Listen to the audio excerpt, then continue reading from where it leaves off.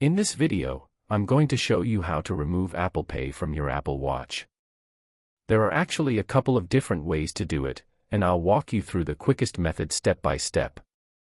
Later in this video, I'll also show you my favorite service to transfer money internationally for very low fees.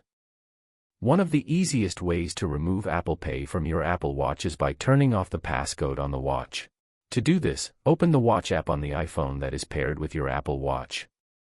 From there, go to the passcode section and select the option to turn off your passcode.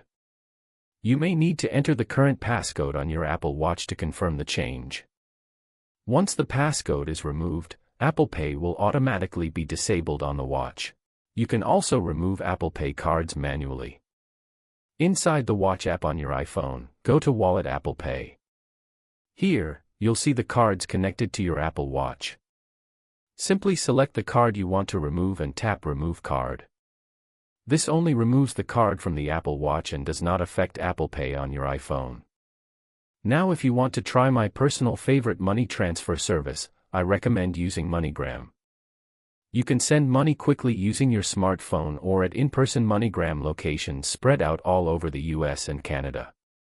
Click the link in the description to download the app and try it out.